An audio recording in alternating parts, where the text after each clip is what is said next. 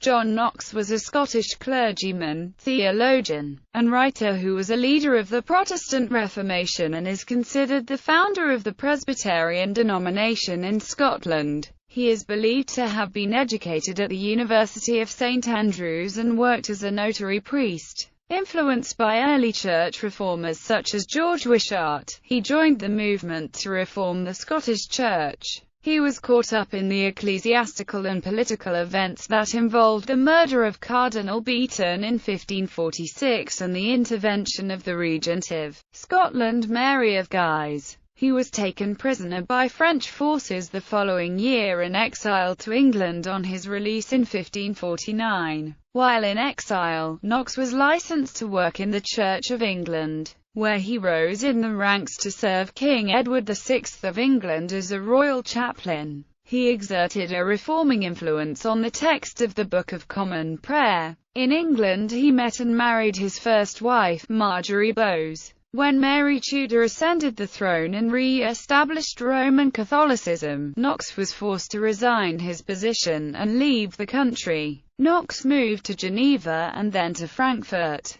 In Geneva he met John Calvin, from whom he gained experience and knowledge of Reformed theology and Presbyterian polity. He created a new order of service, which was eventually adopted by the Reformed Church in Scotland. He left Geneva to head the English Refugee Church in Frankfurt, but he was forced to leave over differences concerning the liturgy, thus ending his association with the Church of England. On his return to Scotland he led the Protestant Reformation in Scotland, in partnership with the Scottish Protestant nobility. The movement may be seen as a revolution, since it led to the ousting of Mary of Guise, who governed the country in the name of her young daughter Mary, Queen of Scots. Knox helped write the new Confession of Faith and the ecclesiastical order for the newly created Reformed Church, the Kirk. He continued to serve as the religious leader of the Protestants throughout Mary's reign.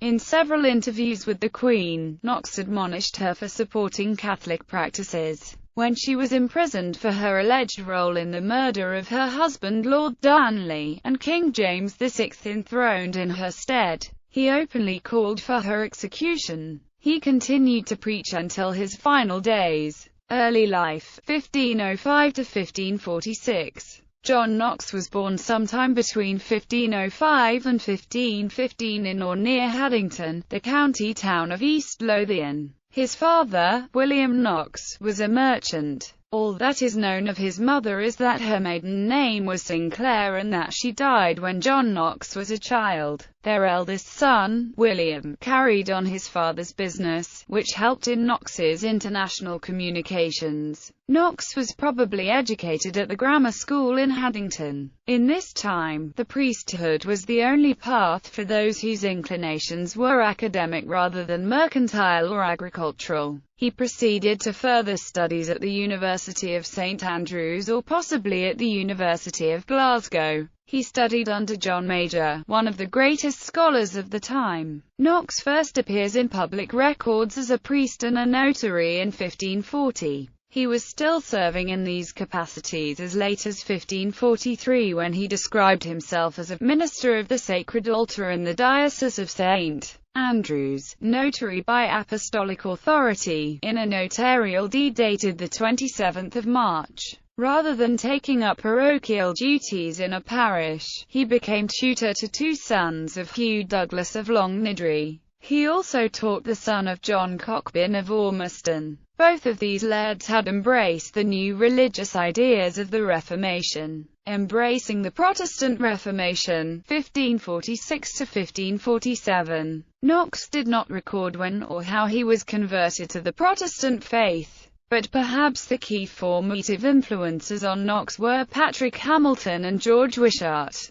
Wishart was a reformer who had fled Scotland in 1538 to escape punishment for heresy. He first moved to England, where in Bristol he preached against the veneration of the Virgin Mary. He was forced to make a public recantation and was burned in effigy at the Church of St. Nicholas as a sign of his abjuration. He then took refuge in Germany and Switzerland. While on the continent, he translated the First Helvetic Confession into English. He returned to Scotland in 1544, but the timing of his return was unfortunate. In December 1543, James Hamilton, Duke of Châtellerault, the appointed regent for the infant Mary, Queen of Scots, had decided with the Queen Mother, Mary of Guise, and Cardinal David Beaton to persecute the Protestant sect that had taken root in Scotland. Wishart travelled throughout Scotland preaching in favour of the Reformation, and when he arrived in East Lothian, Knox became one of his closest associates. Knox acted as his bodyguard, bearing a two-handed sword in order to defend him. In December 1545, Wishart was seized on Cardinal Beaton's orders by the Earl of Bothwell and taken to the castle of St Andrews.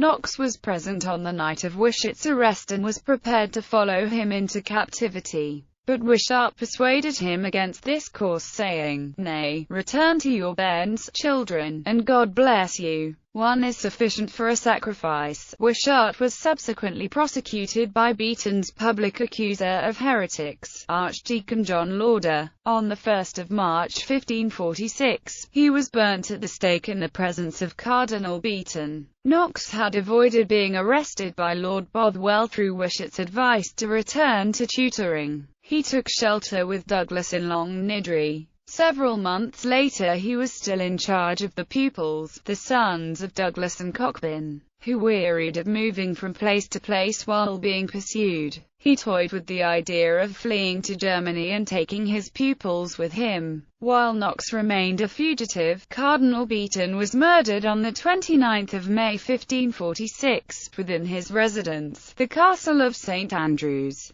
by a gang of 5 persons in revenge for Wishart's execution. The assassins seized the castle and eventually their families and friends took refuge with them, about 150 men in all. Among their friends was Henry Balnaves, a former Secretary of State in the government, who negotiated with England for the financial support of the rebels. Douglas and Cockburn suggested to Knox to take their sons to the relative safety of the castle to continue their instruction in Reformed doctrine. Knox arrived at the castle on 10 April 1547. Knox's powers as a preacher came to the attention of the chaplain of the garrison, John Ruff. While Ruff was preaching in the parish church on the Protestant principle of the popular election of a pastor, he proposed Knox to the congregation for that office. Knox did not relish the idea. According to his own account, he burst into tears and fled to his room. Within a week, however, he was giving his first sermon to a congregation that included his old teacher, John Major. He expounded on the 7th chapter of the Book of Daniel, comparing the Pope with the Antichrist.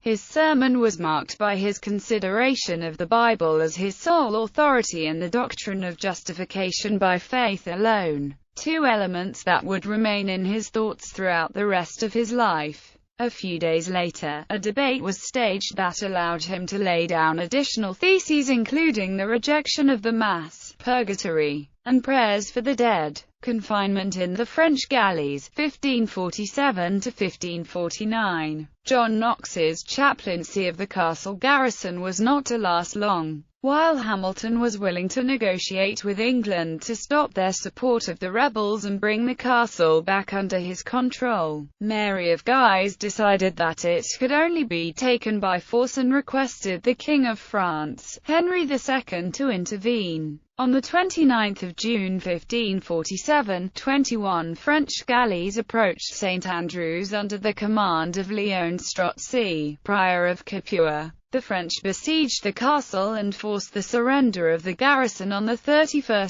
July. The Protestant nobles and others, including Knox, were taken prisoner and forced to row in the French galleys. The galley slaves were chained to benches and rowed throughout the day without a change of posture while an officer watched over them with a whip in hand. They sailed to France and navigated up the Seine to Rouen. The nobles, some of whom would have an impact later in Knox's life, such as William Kirkcaldy and Henry Balnaves, were sent to various castle prisons in France. Knox and the other galley slaves continued to Nantes and stayed on the Loire throughout the winter. They were threatened with torture if they did not give proper signs of reverence when Mass was performed on the ship. Knox recounted an incident in which one Scot, possibly himself, as he tended to narrate personal anecdotes in the third person, was required to show devotion to a picture of the Virgin Mary. The prisoner was told to give it a kiss of veneration. He refused, and when the picture was pushed up to his face, the prisoner seized the picture and threw it into the sea, saying, "Let Our Lady now save herself. She is light enough. Let her learn to swim." After that, according to Knox, the Scottish prisoners were no longer forced to perform such devotions. In summer 1548, the galleys returned to Scotland to scout for English ships. Knox's health was now at its lowest point due to the severity of his confinement. He was ill with a fever, and others on the ship were afraid for his life. Even in this state, Knox recalled, his mind remained sharp and he comforted his fellow prisoners with hopes of release. While the ships were lying offshore, between St Andrews and Dundee, the spires of the parish church where he preached appeared in view. James Balfour, a fellow prisoner, asked Knox whether he recognized the landmark. He replied that he knew it well, recognizing the steeple of the place where he first preached, and he declared that he would not die until he had preached there again. In February 1549, after spending a total of 19 months in the galley prison, Knox was released. It is uncertain how he obtained his liberty. Later in the year, Henry II arranged with Edward VI of England the release of all remaining Castilian prisoners. Exile in England, 1549 to 1554. On his release, Knox took refuge in England. The Reformation in England was a less radical movement than its continental counterparts, but there was a definite breach with Rome.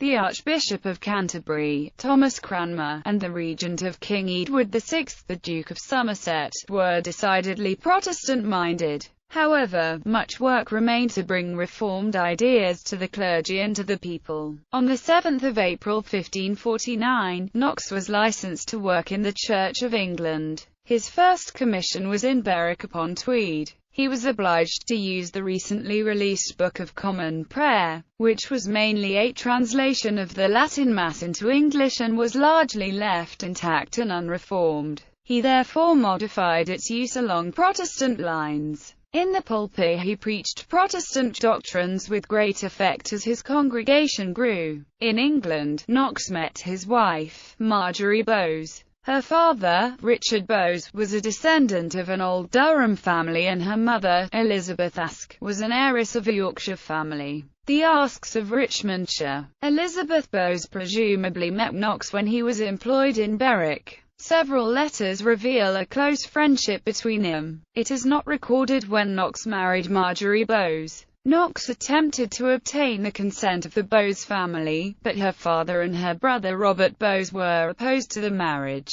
Towards the end of 1550, Knox was appointed a preacher of St. Nicholas Church in Newcastle upon Tyne. The following year he was appointed one of the 6 royal chaplains serving the king. On 16 October 1551, John Dudley, 1st Duke of Northumberland, overthrew the Duke of Somerset to become the new regent of the young king. Knox condemned the coup d'état in a sermon on All Saints' Day. When Dudley visited Newcastle and listened to his preaching in June 1552, he had mixed feelings about the firebrand preacher, but he saw Knox as a potential asset. Knox was asked to come to London to preach before the court. In his first sermon, he advocated a change for the second edition of the Book of Common Prayer. The liturgy required worshippers to kneel during communion. Knox and the other chaplains considered this to be idolatry. It triggered a debate where Archbishop Cranmer was called upon to defend the practice.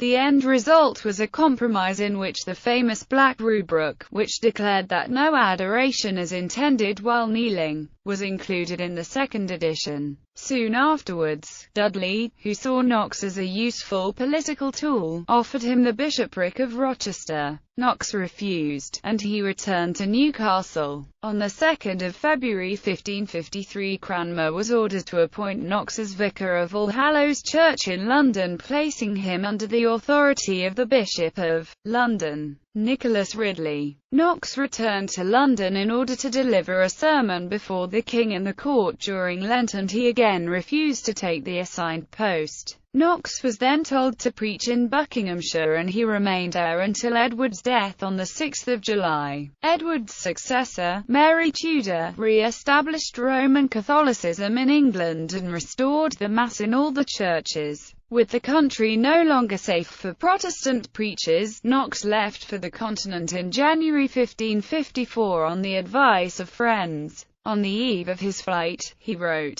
"Sometime I have thought that impossible it had been, so to have removed my affection from the realm of Scotland, that any realm or nation could have been equal dear to me. But God I take to record in my conscience, that the troubles present in the realm of England are double more dolorous unto my heart than ever were the troubles of Scotland." From Geneva to Frankfurt and Scotland, 1554 to 1556. Knox disembarked in Gep, France, and continued to Geneva, where John Calvin had established his authority. When Knox arrived, Calvin was in a difficult position. He had recently prosecuted the execution of the scholar Michael Servetus for heresy. Knox asked Calvin 4 difficult political questions: whether a minor could rule by divine right, whether a female could rule and transfer sovereignty to her husband, whether people should obey ungodly or idolatrous rulers, and what party godly persons should follow if they resisted an idolatrous ruler. Calvin gave cautious replies and referred him to the Swiss reformer Heinrich Bullinger in Zurich. Bullinger's responses were equally cautious, but Knox had already made up his mind. On 20 July 1554, he published a pamphlet attacking Mary Tudor and the bishops who had brought her to the throne. He also attacked the Holy Roman Emperor, Charles V, calling him no less enemy to Christ than was Nero. He accepted the call with Calvin's blessing, but no sooner had he arrived than he found himself in a conflict.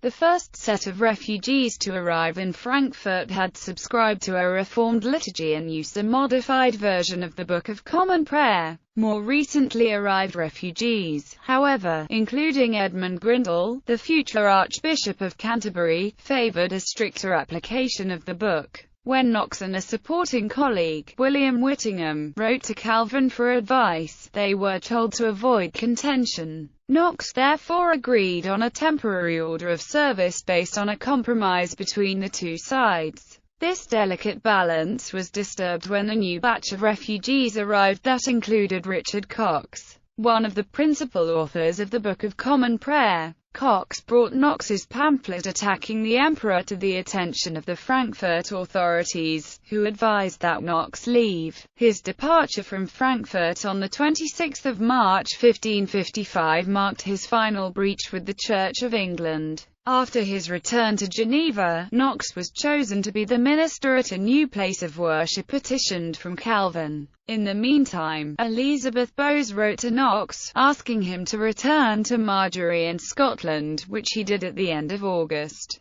Despite initial doubts about the state of the Reformation in Scotland, Knox found the country significantly changed since he was carried off in the galley in 1547, when he toured various parts of Scotland preaching the Reformed doctrines and liturgy. He was welcomed by many of the nobility, including 2 future regents of Scotland, the Earl of Moray and the Earl of Mar. Though the Queen Regent, Mary of Guise, made no move to act against Knox, his activities caused concern among the church authorities. The bishops of Scotland viewed him as a threat to their authority and summoned him to appear in Edinburgh on 15 May 1556. He was accompanied to the trial by so many influential persons that the bishops decided to call the hearing off. Knox was now free to preach openly in Edinburgh. William Keith, the Earl Mareschal, was impressed and urged Knox to write to the Queen Regent. Knox's unusually respectful letter urged her to support the Reformation and overthrow the church hierarchy. Queen Mary took the letter as a joke and ignored it.